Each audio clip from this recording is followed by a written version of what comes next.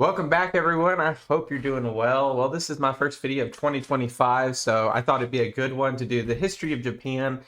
I did the history of the world by Bill Wurtz. It's my first video ever, so I think this was just appropriate. Don't know too much about Japan besides, there was a lot of samurai in the Shogun era. There was, isolationism. There was interesting things happening in the imperialism side of things. However, that's what Bill Wurtz is here for, to fill me in. If you're new here, this is what we do. We learn. So let's jump in right away. Japan is an island by the sea. Japan is an island by the sea filled with volcanoes, and it's beautiful. In the year negative a billion, Japan might not have been here. In the year negative 40,000, it was here, and you could walk to it, and some people walked to it. Then it got warmer, some icebergs melted, it became an island, and now there's lots of trees, because it's warmer.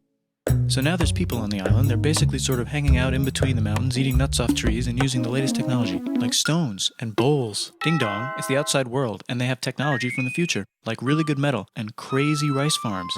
Now you can make a lot of rice really, really quickly. That means if you own the farm, you own a lot of food, which is something everybody needs to survive. So that makes you king.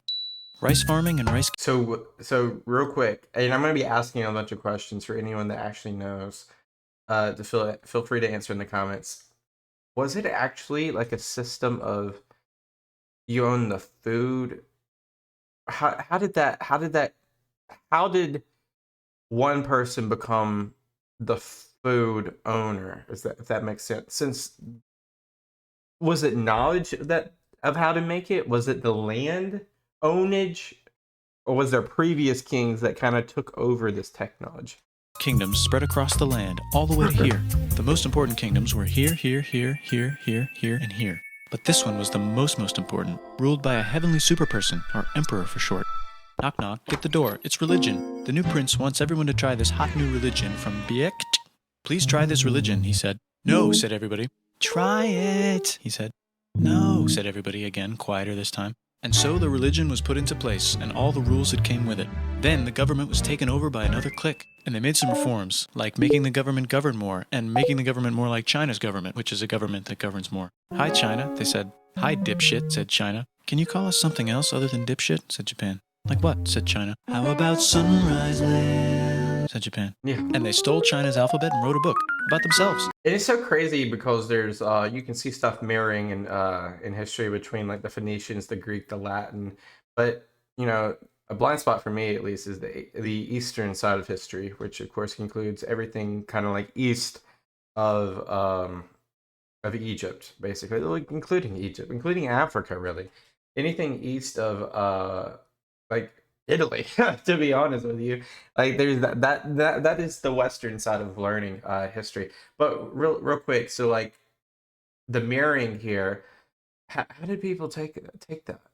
And then they made lots of poetry and art and another book about themselves. Then they stopped moving the capital every time the emperor died and kept it in one place for a while, right here. And they conquered the north finally. Get that squared away. A rich hipster named Kukai is bored with modern Buddhism, visits China, and learns a better version, which is more spiritual. Comes back, reinvents the alphabet, and causes art and literature to be great for a long time. And the royal palace turned into such a dream world of art that they really didn't give a shit about running the country. So beautiful. So if you live outside the palace, how are you supposed to protect your shit from criminals? Hire a samurai. Everyone started hiring samurai. Rich and So is the samurai just a mercenary at this point, or is it like a knight? important people hired samurai. Poor people who could not afford to hire samurai did not hire samurai. The samurai became organized and powerful, more powerful than the government. So they made their own military government. Here, they let the emperor still be emperor, but the shogun is actually in control. Breaking news, the Mongols have invaded China. We've invaded China, said the Mongols. Please respect us, or else we might invade you as well. Okay, said Japan. So the Mongols came over, ready for war, and died in a tornado. But they tried again, and had a nice time fighting with the Japanese, but then died in a tornado. Is that true? First off, was it a tornado? Or was it a cyclone? Very different things, right? Dude, did that really happen? We got to dig into that later.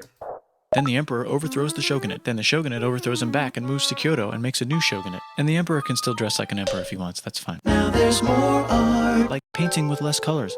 I know I'm pausing again. If you guys are new here, I pause a lot, sorry. I just have a lot of comments.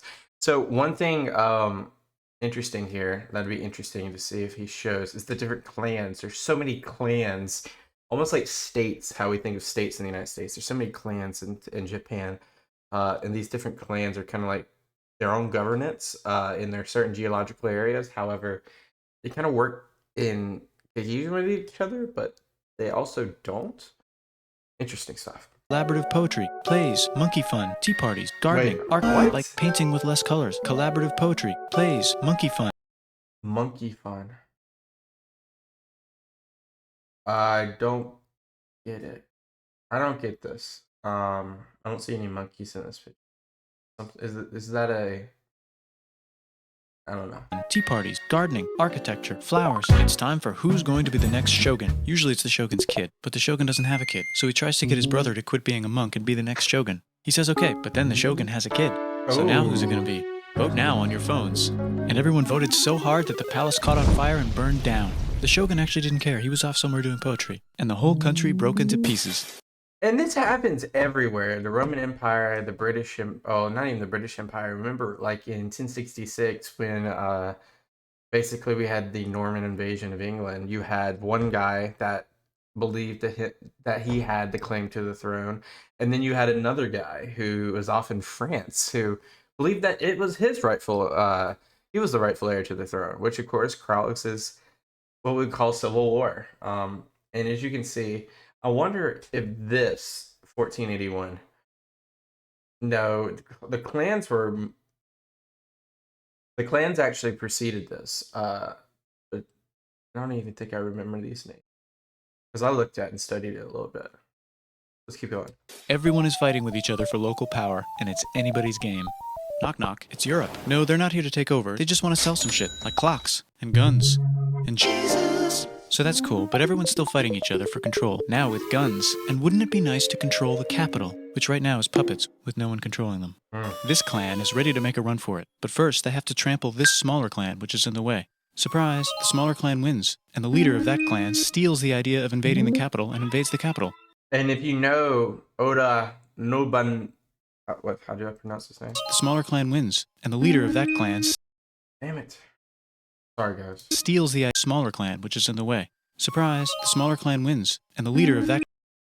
Oda Nobunaga is pretty famous in Japan, and he is like the guy. I think he's like the George Washington of Japan. Clan steals the idea of invading the capital and invades the capital, and it goes very well. He's about halfway through conquering Japan when someone who works for him kills him, and then someone else who works for him kills them, and that guy finishes conquering Japan. And then he confiscated everybody's swords, and made some rules. And now I'm going to invade Korea, and then hopefully China, he said, and failed, and also died. But before he died, he told these 5 guys to take care of his 5-year-old son until he's old enough to be the next ruler of Japan.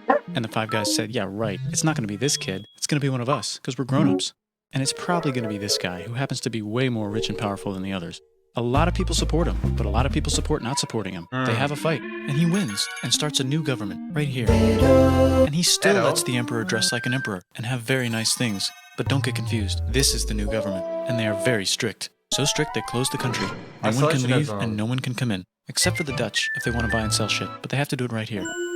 Now that the entire country was not at war with itself, the population increased a lot. Business increased, schools were built, roads were built, everyone learned to read, books were published, there was poetry, plays, sexy times, puppet shows, and Dutch studies. People started to study European science from books they bought from the Dutch. We're talking geography, skeletons, physics, chemistry, astronomy, and maybe even electricity. Over time, the economic... See what happens when war isn't the first thought in your mind? It's prosperity. and cultural prosperity began to gradually slow down. Knock, knock. It's the United States, with huge boats, with guns, gunboats. Open the country. Stop having it be closed. I think that's Zachary Taylor right there, said the United States. There was really nothing they could do, so they signed a contract that lets the United States, Britain, and Russia visit Japan anytime they want. Choshu and Satsuma hated this. That sucks, they said. This sucks. And with almost very little outside help, they overthrew the shogunate and somehow made the emperor again and moved him to Edo, which they renamed Eastern Capital. Edo used to be Tokyo. Tokyo. Just pronounced it that way because it looks like that. They made a new government, which was a lot more Western. They made a new constitution that was pretty Western, and a military that was pretty Western. And do you know what else is Western? That's right, it's conquering stuff. So what can we conquer? Korea. They conquer Korea, taking it from its previous Wow. owner, China, and then go a little bit further. And Russia rushes in out of nowhere and says, "Stop, no, you can't take that. We were going to build a railroad through here to try to get some warm water." Aw. And Russia builds their railroad, supervised by a shit ton of soldiers. And then when the railroad was done, they downgraded to a fuck ton. Did I say downgrade? I meant upgrade. And Japan says, "Can you maybe chill?" And Russia says, "How about maybe you chill?" Japan is kind of scared of Russia. You'll never guess who's also kind of scared of Russia. Great Britain. So Japan and Great Britain make an alliance together so they can be a little less scared of Russia. And this is so recent. This is 1902, and this is 2025, so only 23 years ago. Feeling confident, Japan goes to war against Russia, just for a moment, and then they both get tired and stop. It's time for World War I. The world is about to have a war, because it's the 1900s and weapons are getting crazy, and all these empires are excited to try them out on each other. Meanwhile, Japan has been enjoying conquering stuff and wants more. And the next thing on their list is this part of China and lots of tiny islands. All that stuff belongs to Germany, which just had war declared on it by Britain because Britain was friends with Belgium, which was being trespassed by Germany in order to get to France to kick France's ass because France is friends with Russia, who was getting ready to kick Austria's ass because Austria was getting ready to kick Serbia's ass because someone from Serbia shot the leader of Austria's ass. Or actually shot him in the head. And Britain is currently friends with Japan, so you know what that means. Duh, Japan should take the islands. Which they wanted to do anyway, so they called Britain on the telly to sort of let them know. And then they did it. And they also helped Britain a little here and there with some errands and stuff. Now the war is over, and congratulations, Japan, you technically fought in the war, which means you get to sit at the negotiating table. And isn't that crazy? So they're in the far right. Wow. Wow. The big dudes, where they decided who owns what. And yes, Japan gets to keep all that shit they stole from Germany. You also get to join the post-war mega alliance, the League of Nations, whose mission statement is to try not to take over the world. The Great Depression is bad, and Japan's economy is now crappy, but the military is doing just fine, and it invades Manchuria. In the League of Nations, it's like, no, don't do that. If you're in the League of Nations, you're not supposed to take over the world. And Japan said, how about I do anyway? And Japan invaded more and more and more and more of China, and was planning to invade the entire East. You've got mail. It's from Germany, the new leader of Germany. He has a cool mustache, and he's trying to take over the world and needs friends. This also got forwarded to Italy. They all decided to be friends because they had so much in common. It's time for World War II. Germany is invading the neighbors. Then they invade the neighbors' neighbors. Then the neighbors' neighbors' neighbors, who happened to be Britain, said, holy shit. And the United States started helping Britain because they are good friends, and started not helping Japan because they're friends and our friends are not friends. Plus they're planning on invading the entire ocean. And look at that. That is such a... the ambition they had right there is just wild. Like, they're gonna piss off so many people. Like, I don't understand. I don't understand what they thought they were going to do, especially Australia. Australia is literally Great Britain at this point. So why would you want beef with Great Britain?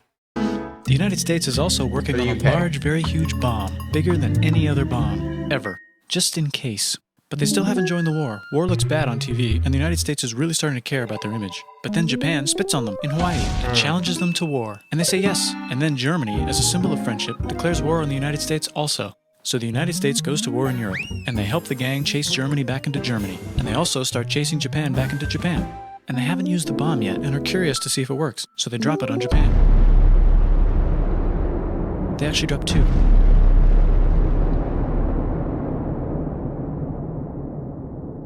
And notice how he said some others under Hiroshima and Nagasaki. They were going to keep going.